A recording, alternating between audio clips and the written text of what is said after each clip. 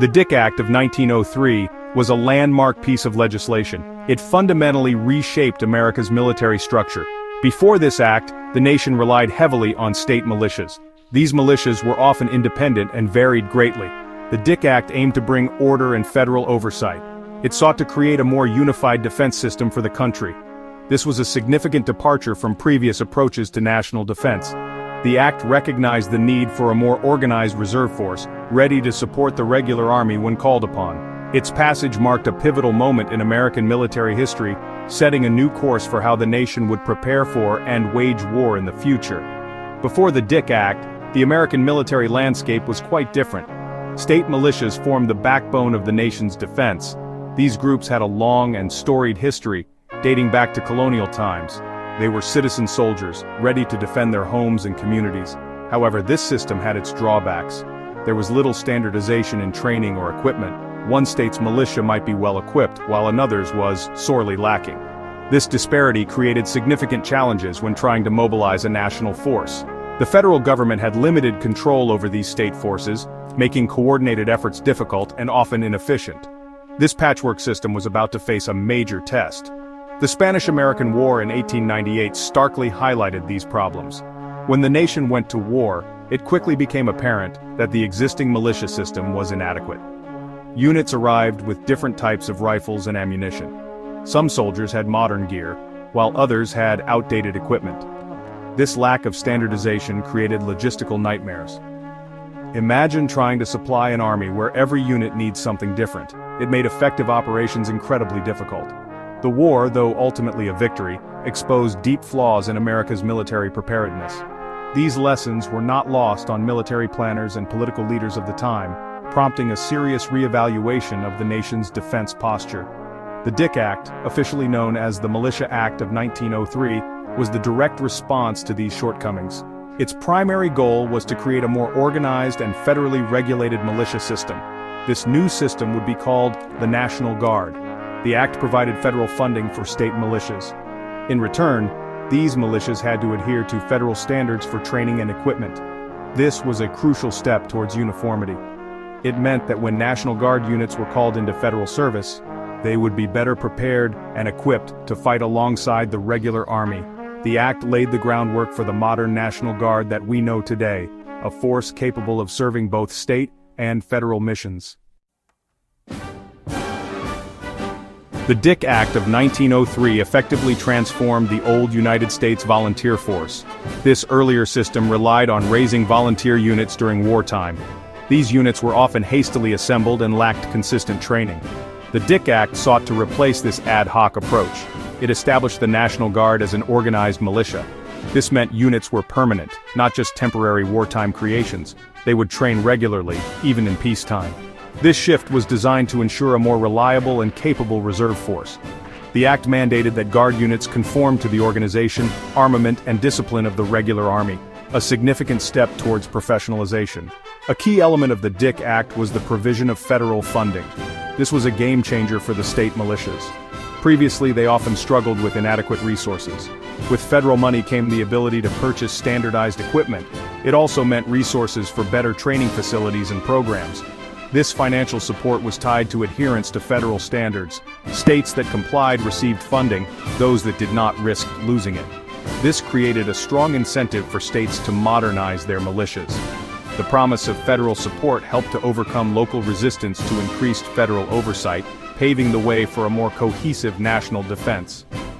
This new structure, centered on the National Guard, proved beneficial for its time. Over 100 years ago, the nature of warfare was different. Large, conventional armies clashed on defined battlefields.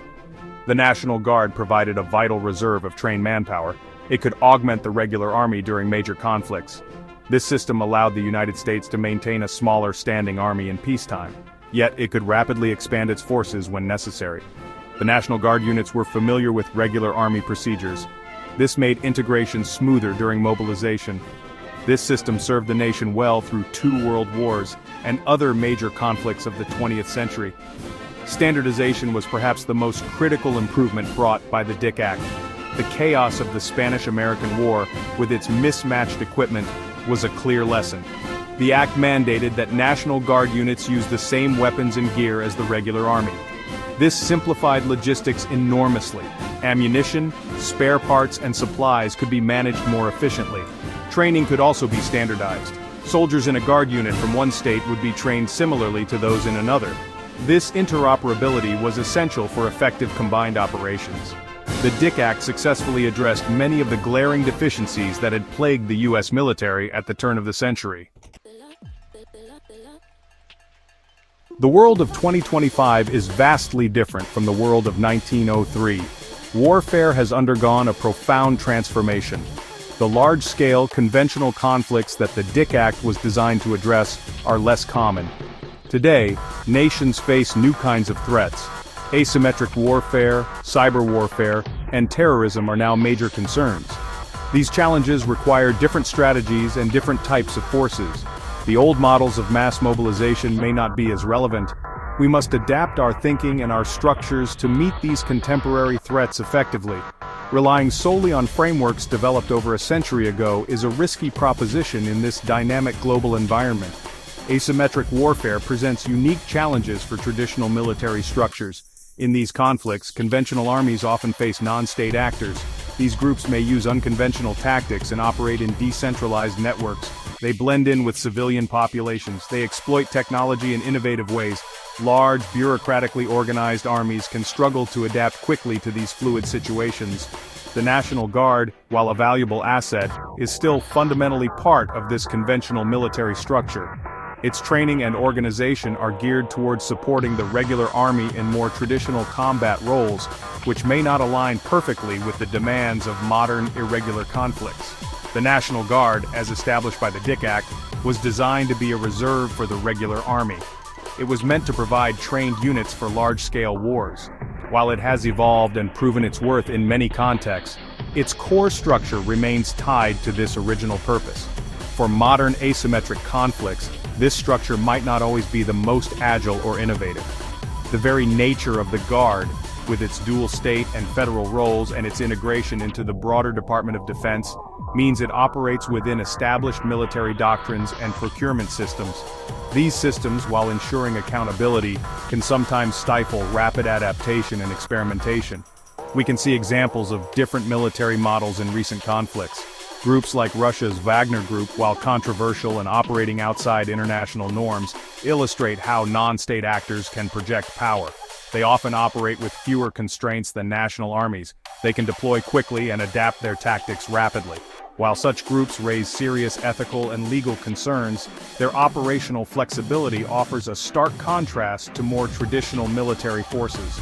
These examples, even the negative ones, force us to consider whether current structures are always the most effective for every type of threat in the modern era of warfare. Recent conflicts have shown the power of decentralized adaptable forces. Ukrainian militias, for instance, have demonstrated remarkable innovation. Their use of commercially available drones for reconnaissance and attack has been groundbreaking. They have modified consumer technology for military purposes with incredible speed. This kind of rapid innovation is often harder to achieve within large, established military organizations. Bureaucracy and lengthy procurement processes can slow down the adoption of new technologies and tactics. Militias, operating with greater autonomy, can experiment and adapt much more quickly to changing battlefield conditions, offering valuable lessons. Militias, by their very nature, can foster a culture of innovation. They are often composed of individuals with diverse skills and backgrounds. They are not always bound by rigid military doctrine.